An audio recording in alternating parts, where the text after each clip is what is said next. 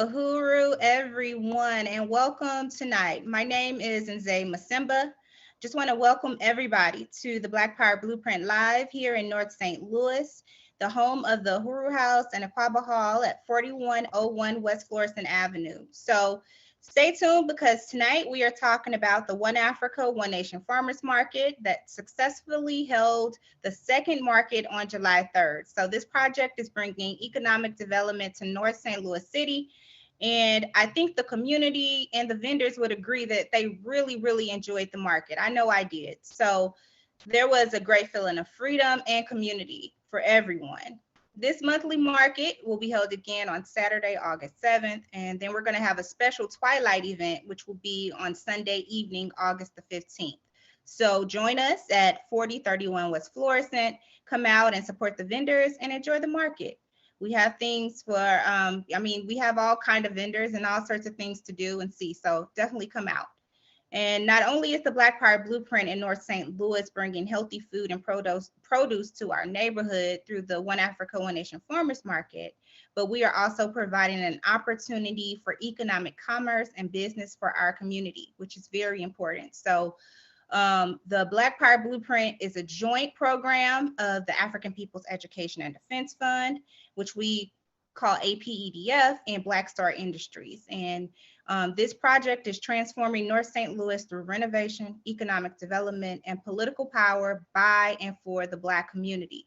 In addition to the Uhuru House, directly across the street is the Gary Brooks Event Space and Community Garden. Also, we have property designated for an outdoor community basketball court on College and West Florissant. And next door to that is a fourplex apartment building that has been renovated to provide housing for the African Independence Workforce Program. And this is just the beginning.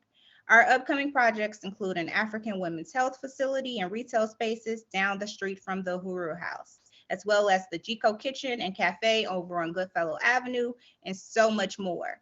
The Black Power Blueprint is coordinated by the powerful APEDF Board President, Nzeyi, based on the vision of Chairman Omali Yeshitela, who has organized throughout the world, building power in the hands of the African working class. And he's been doing this for 50 years. We want to thank all of our thousands of donors who have contributed to these projects over the last 3 years. We really, really appreciate you all. And tonight we're going to hear about the One Africa, One Nation Farmers Market and find out about the difference it is making in our lives and in our community. You're going to hear all about it tonight, so stay tuned. So let me turn it over to our host for tonight. He is he is the project director for the One Africa, One Nation Farmers Market and the economic development director of the Black Power Blueprint, Ticharwa Masemba. Uhuru, Ticharwa. Uhuru, thank you, Nzeyi. I appreciate the overview, and I'm very happy to be here and a part of this very important web show brought to us by the Black Power Blueprint to discuss the One Africa, One Nation Farmers Market and all of the political questions that surround that. So I want to welcome and salute, first off, the APEDF Board President, Nzeyi, as well as Chairman Omali Yeshitela, and all of the guests who are attending this event tonight. This is an incredibly important event. And so I also want to thank you, Nzeyi.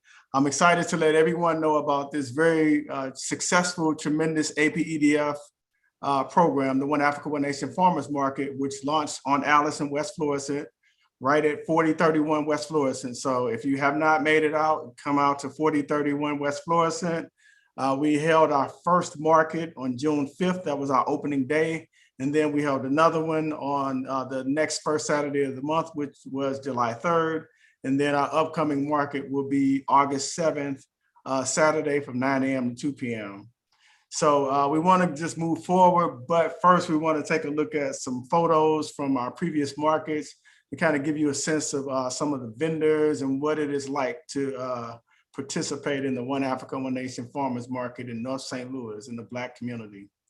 All right, so let's take a look at some slides.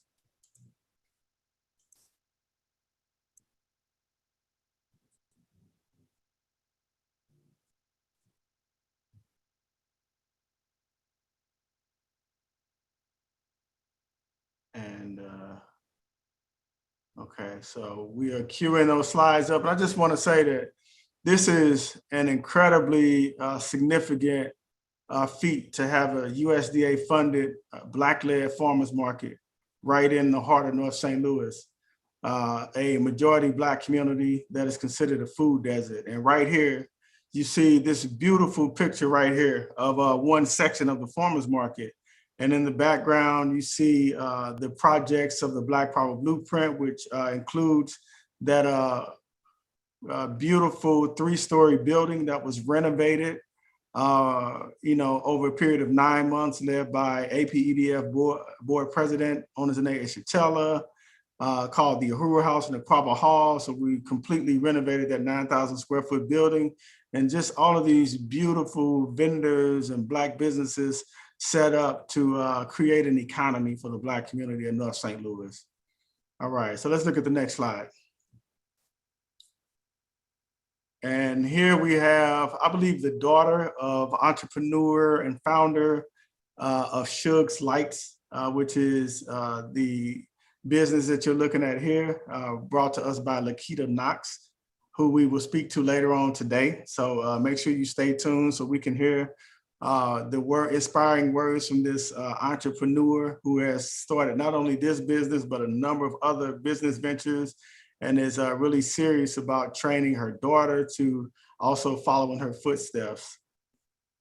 So you see the cotton candy machine right there. And then here you see one of our regular guests who goes by the name of Ahmad, whose mothers are vendors and volunteers for the One Africa, One Nation Farmers Market. He is enjoying himself.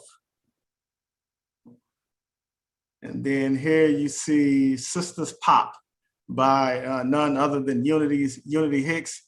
And just look at the beautiful creativity, just really demonstrated by this woman, who has taken this business full storm, and is, it's just a dynamic example of the creativity and ingenuity of Black women and Black people in general. So it's so important that markets like this exist to ensure that we can have commerce, we can build businesses, we can generate wealth, and that we can live a decent life and begin to control food production, clothing, and housing in the Black community.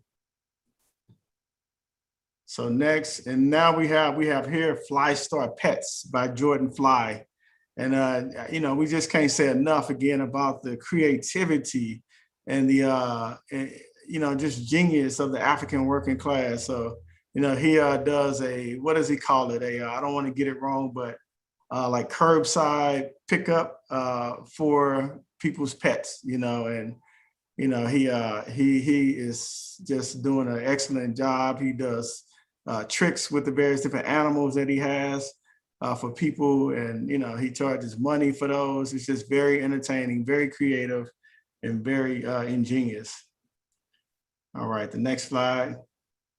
Here we have another one of our vendors, and you see some of the scripture right on the front there, but just really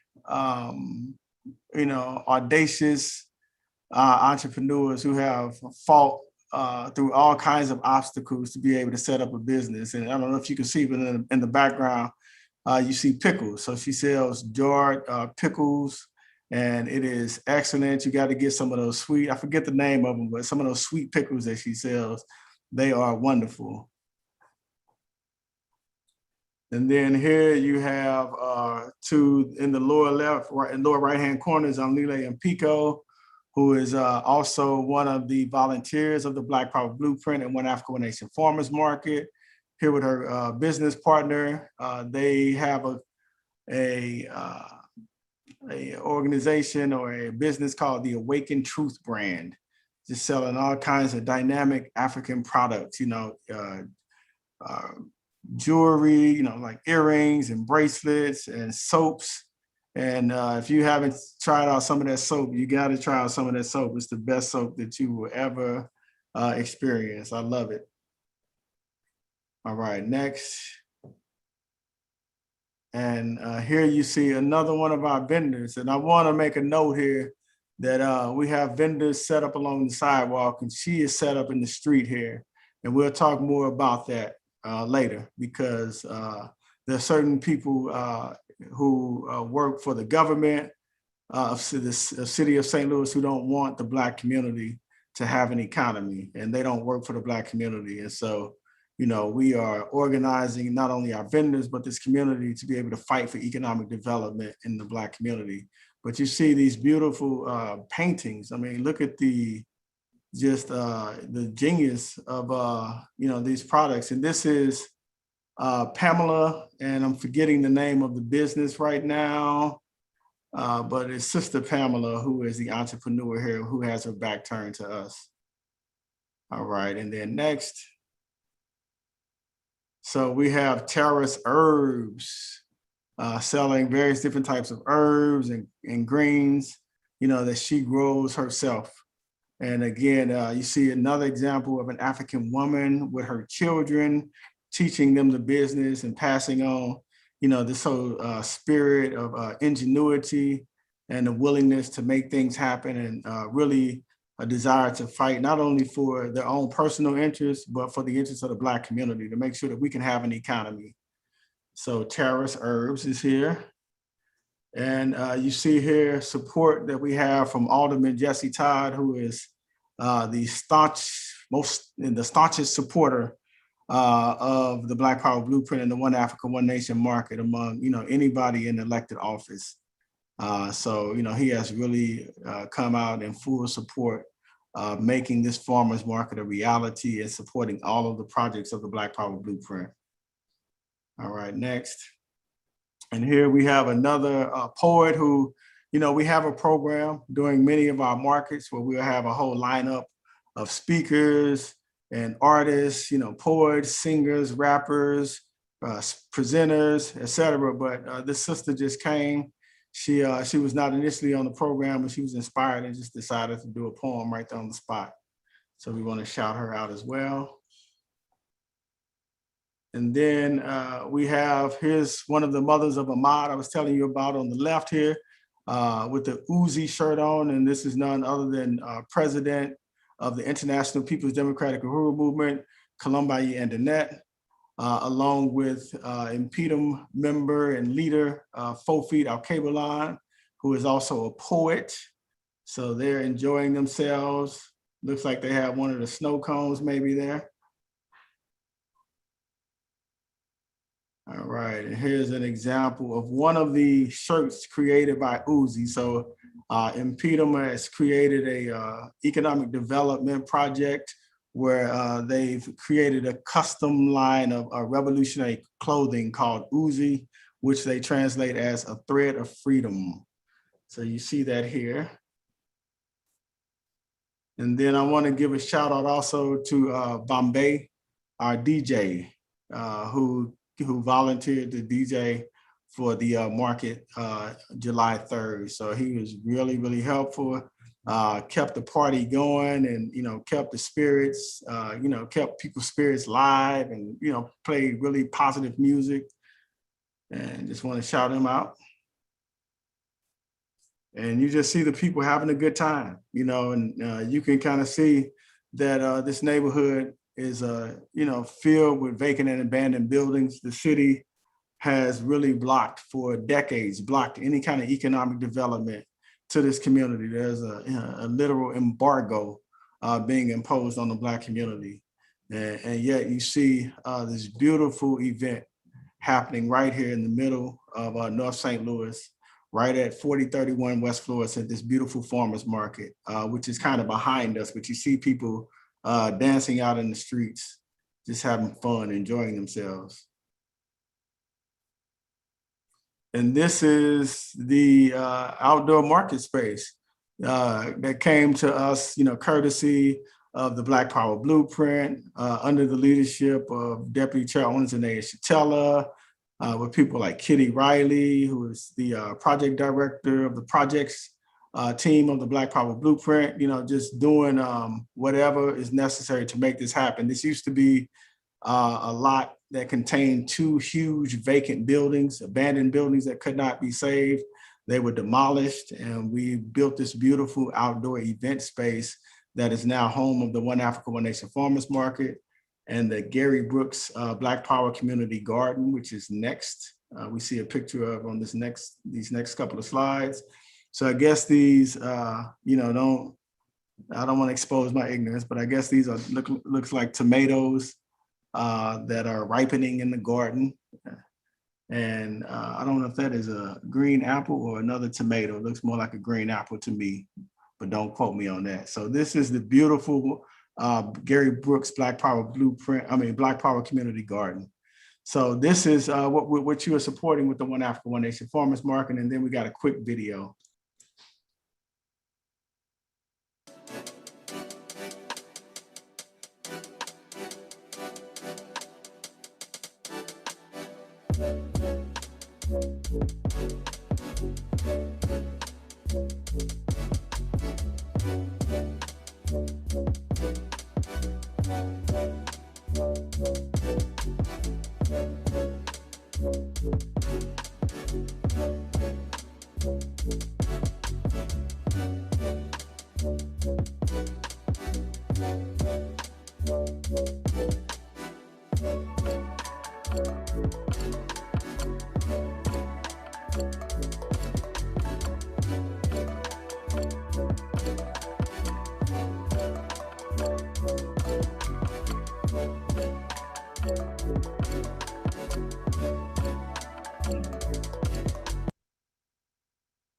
All right, so once again, the One Africa, One Nation Farmers Market every first Saturday.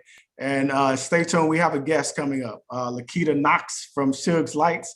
But before we talk to Lakita, I just want to say that APF was really happy to have won a U.S. Department of Agriculture, USDA 3-year grant for a farmers market right here in North St. Louis. So for the first year, we will be holding markets once a month during the summer months, summer and spring months.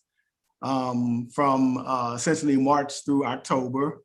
And then we launched our first market on June 5th, had our second market on July 3rd, and then our next market is Saturday, August 7th, coming up. So, it was really great because the community was excited to come out to enjoy the vendors, the music, and the pleasure of just being with others in our community in a beautiful and fun setting, right here on West Florissant, right across the street from the Uhuru House, right down the street from O'Fallon Park, if you are from St. Louis. The market was held at 4031 West Florissant, in an area that the city has quite literally left for dead, and the policies have been essentially to starve out the Black community, to let the buildings rot, and then put massive resources in the pockets of big developers for gentrification and push out this neighborhood. So we see this massive push to push the Black community out of North St. Louis in favor of giving our properties to these parasites who call themselves developers and major corporations who get tens of millions of dollars in tax breaks. And then what we get in return is starvation and police containment as a substitute for economic development.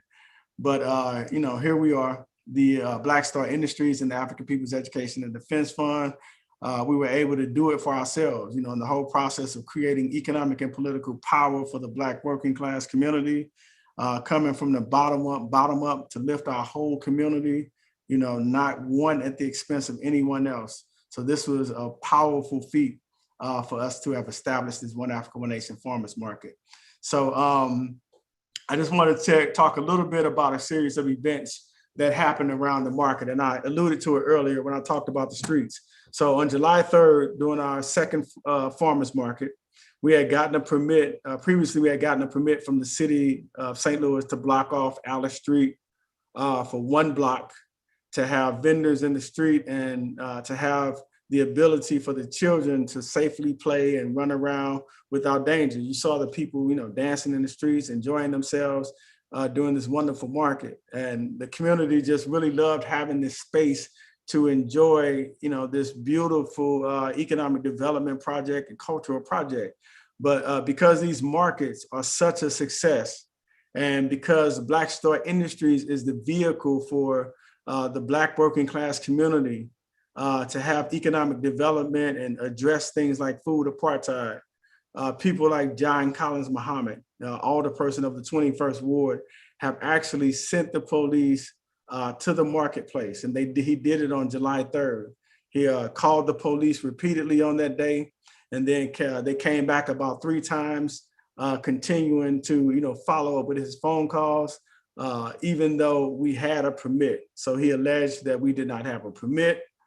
We showed the police the permit. He alleged that the music was too loud. The police observed the scene and said that the music was okay. And the police repeatedly stated to us that they did not want to be there, that they had other things they would rather be doing, but they had received a phone call. And we heard for ourselves the dispatcher over the police radio call one of the police officers to tell that police officer that the alderman called the police to say that we did not have a permit and that the music was too loud. And the alderperson has access to the streets department. He could simply make a simple phone call or send a simple email to verify that, but he was not interested in verifying that. He was not interested really in if we had a permit. He does not want to see Black community economic development, bottom up economic development come to this community. He does not work for this community. So a few days after he called the police on us several times, the city then contacted us to inform us that they would be canceling our permit and all of the permits that we had secured for the rest of the season to be able to block off Alice Street. So we recognize that this is not just an attack on Black Star Industries or APEDF. This is an attack on the whole community and our ability to create Black community economic development. That's what this assault is about.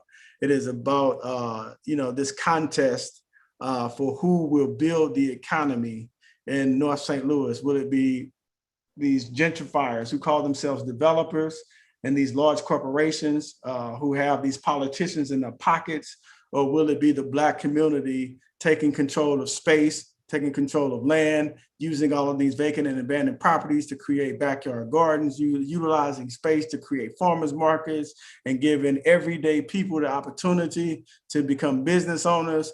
This is the contest that is happening. So, the reason that we don't have an economy, the reason that we have this thing people refer to as food apartheid is because someone else benefits from the control of our economy. Someone else benefits from controlling our food system. So this has always been the contest. The alderman is working with these big developers who really want to drive out the Black community, who would prefer to gentrify our neighborhoods. But we, the African People's Education and Defense Fund and Black Star Industries, we are fighting back against this in the form of the Black Power Blueprint, in the form of the One Africa, One Nation Farmers Market. So we really want to appreciate everyone for participating. We want to appreciate our vendors and shoppers and supporters. And I think I've said enough. I just really want to go ahead and just begin to move to turn it over to introduce one of our vendors. And her name is Lakita Knox, and you saw pictures of her business and her earlier, and she'll tell you more about her business. Lakita, can you, introduce yourself and your business, Shug's Lights? Can you see me okay? Yeah, we can see you. Welcome. Okay. We're so happy to have you. Thank you. I did not expect to be talking. I just thought I was going to be listening today. Oh. That's okay. It's okay. You always got to be on your game. Again, my name is Lakita Knox. I am the owner of Shug's Lights and Sweets. I have a gel candle company, which I make my own gel candles. I do make soy. I also have a cotton candy business and a snow cone business that I have started out of my home that I own. Working hard, I'm sorry, I'm throwing off my track, but to be invited to your event when I went was enlightenment. I was really taken back because I had never been, and everyone was just so nice and just genuine. I started this business to escape from my own life, but also to provide. So when I started Shug's Lights and Sweets, I just started with the candles. That was okay, but I really wanted to be one-on-one with my customers and one-on-one to know and to get it, more education on a lot of things. I did not know about it until I ran into my cousin. And like I told you, God sends everything your way when it's your time for you to know. So I'm just saying that everybody has their own time, and I believe this is my time. Also, with this being my time, it's time for me to show my daughter, who you're seeing, Isis, on the business level, because I'm learning, so I need to be teaching her too, because she also wants to be in her own business, with the cotton candy. She wants to expand it. I do not do the cotton candy. That is her business. Oh, wow. I do not do the cotton candy. That is her business. Wow. She has mastered that on her own. I only mess with that machine when I have to, but that's what you want to do. That's fine. But we have to do it a certain way. We have to get our name out there. My name was already out there with the Shug's Lights for the candles, but they didn't know about the sweets for it. See, so when I brought that out, that shocked me on how many people didn't even have a snow cone, or was like, that's my childhood. That takes me way back. Exactly. And I'm like, when you see someone dancing for a snow cone, it just does something to me. Yeah. I can just, because they like, I haven't had one in so many years.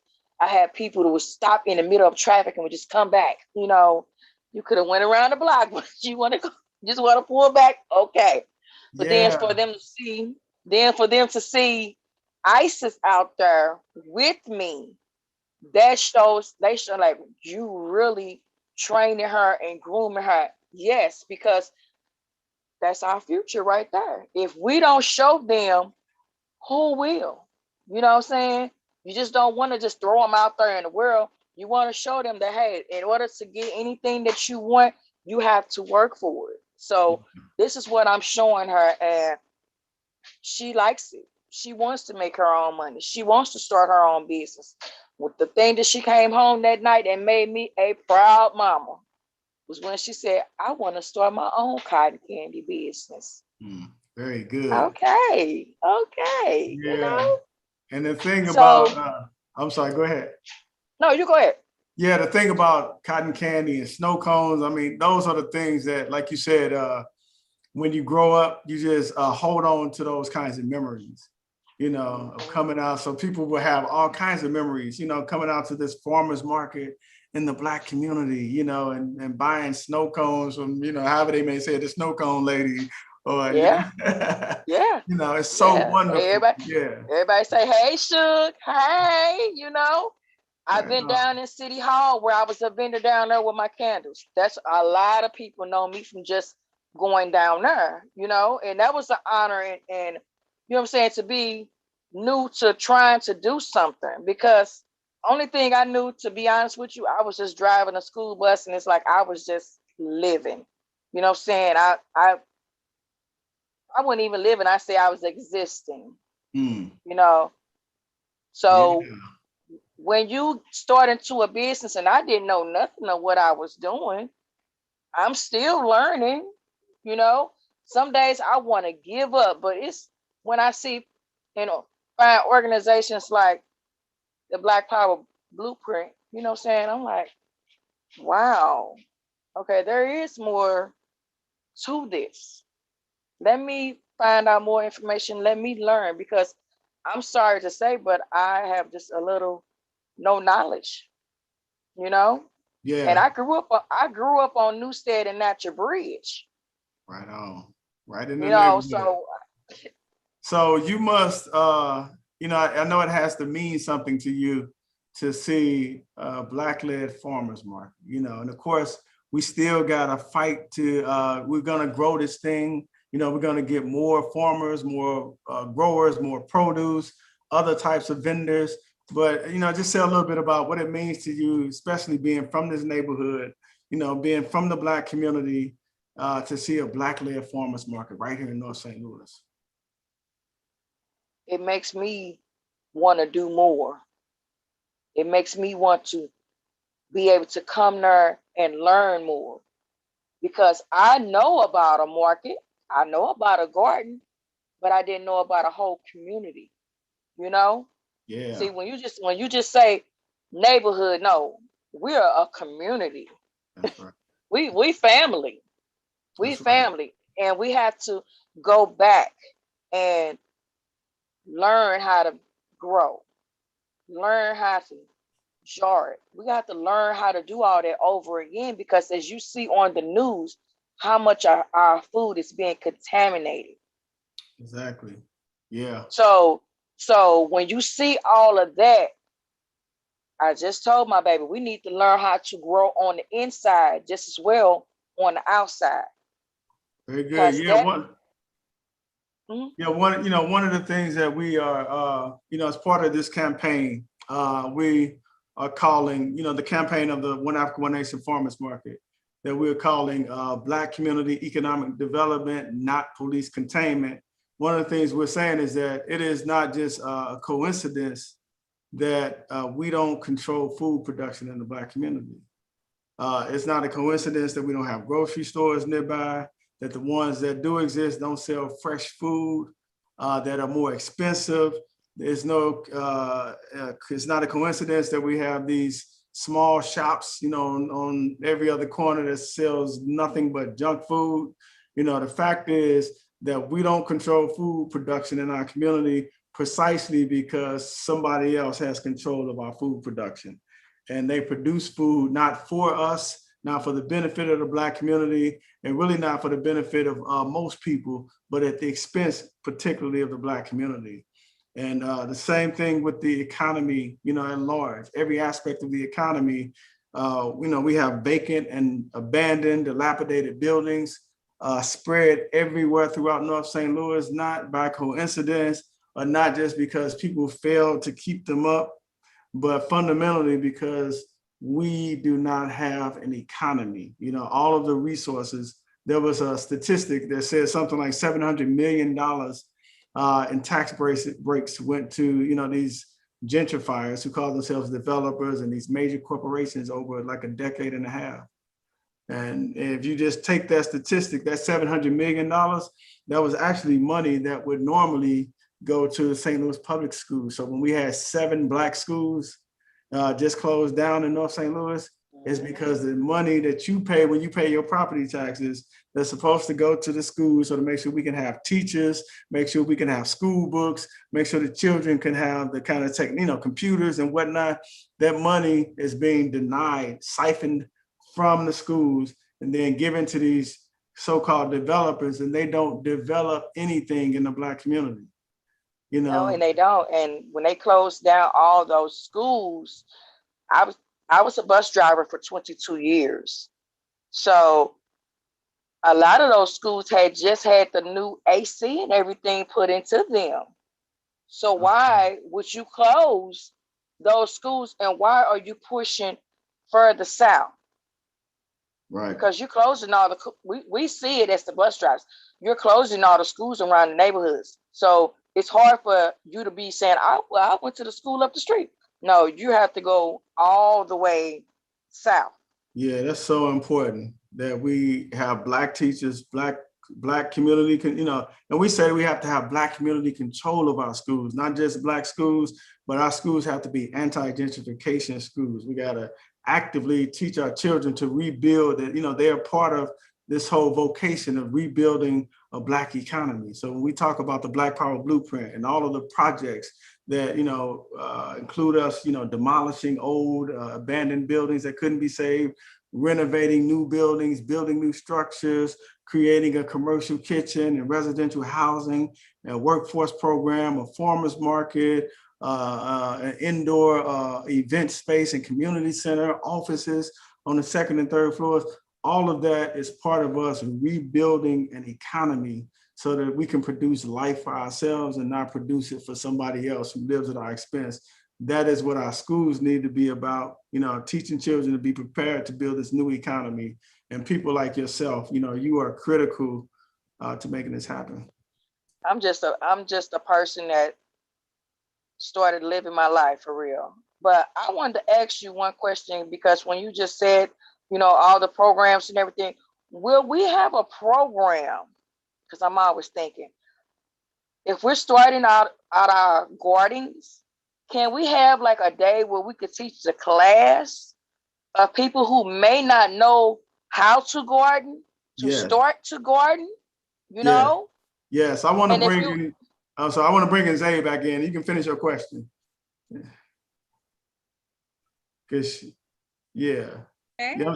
Yeah, Lakita, go ahead and finish your question. I wanted to bring her into the discussion as well. I was asking, is when we starting classes and everything, can we have a class that can help the people who don't know how to grow to start growing?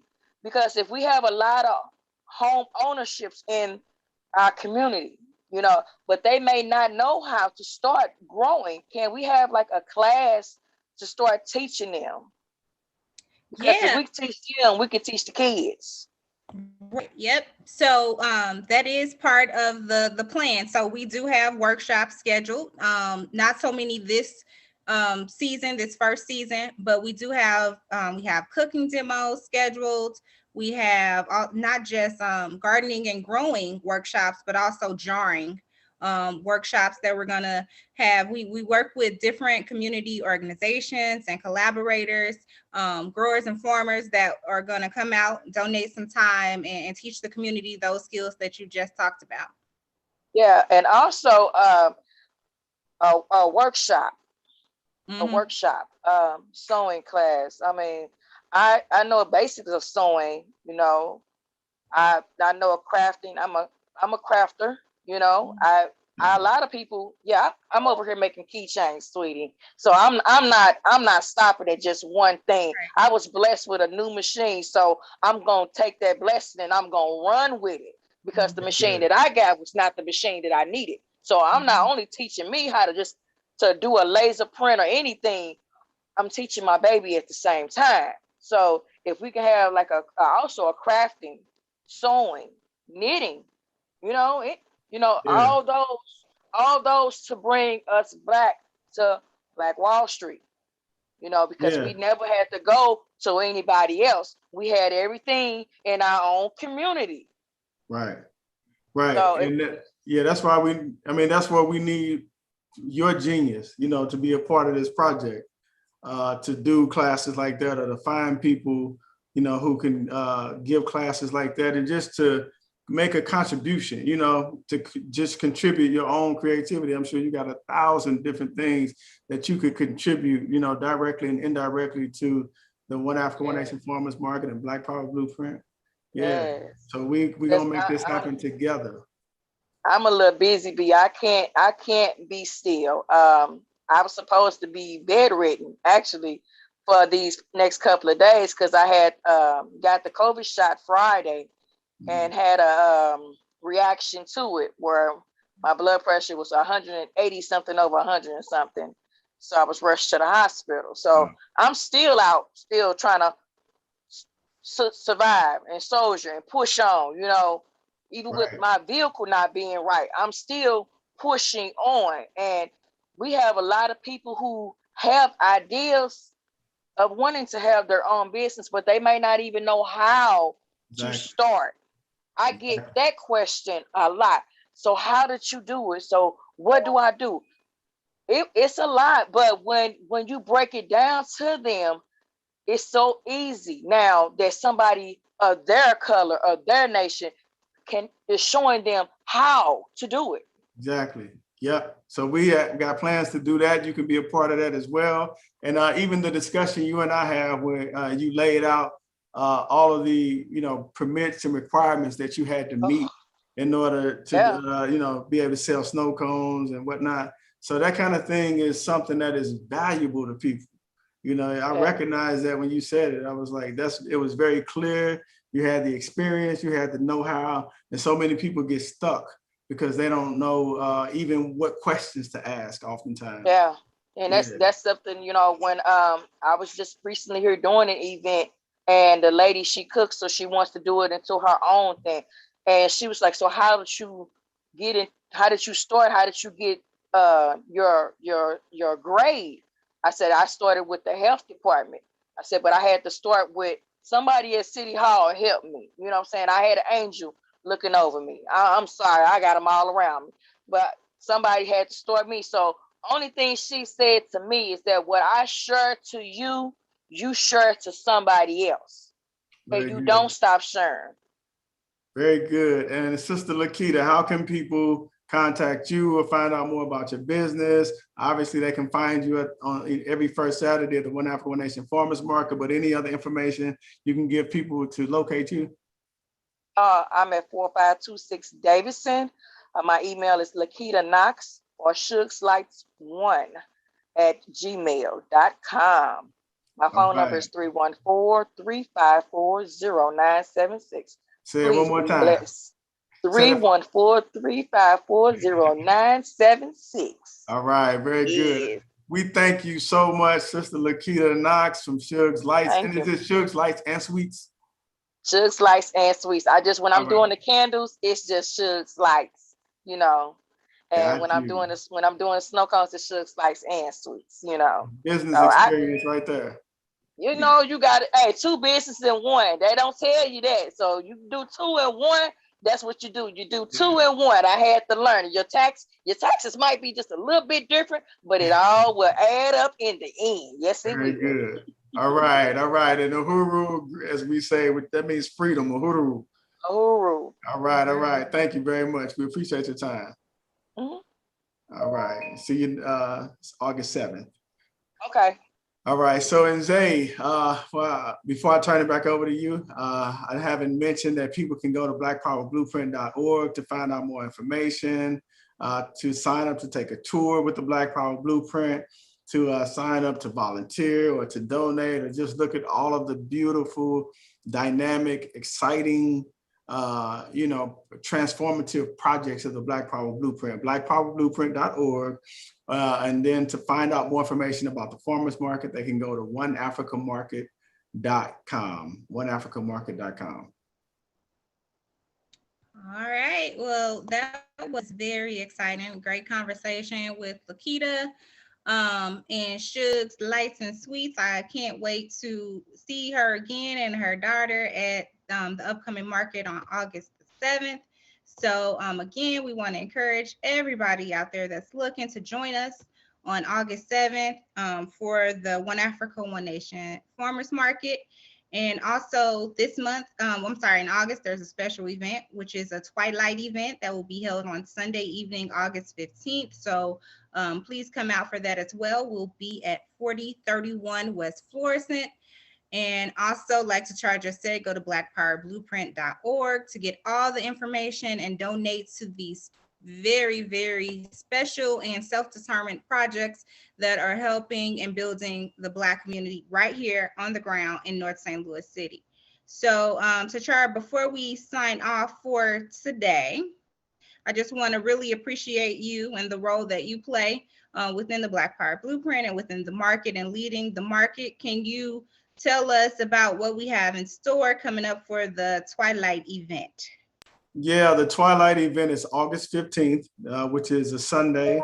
It starts at 7:15. So as stated, it is designed for us to go into sunset. And so we'll be watching a video documentary called Follow the Drinking Gourd. And the producer will be a guest speaker. Her name is Shira Dedman. She's from St. Louis. We have all of this talent and creativity in St. Louis. So that is August 15th at 7:15 p.m. And then don't confuse that with the market, which is August 7th from 9 a.m. to 2 p.m. All right, great, Ticharwa. All right, so thank you, Ticharwa. Thank you, Lakita, and everybody that joined us tonight. Again, please go to blackpowerblueprint.org to get all the information and to donate to not just the One Africa, One Nation Farmers Market, but to all of the projects of the Black Power Blueprint. We'll see you on August 7th. If you are a vendor or a volunteer and you're looking to be a part of this magnificent event, you can go to oneafricamarket.com. That's oneafricamarket.com to sign up. So look forward to seeing everybody on August 7th, and just want to give everybody a real big uhuru.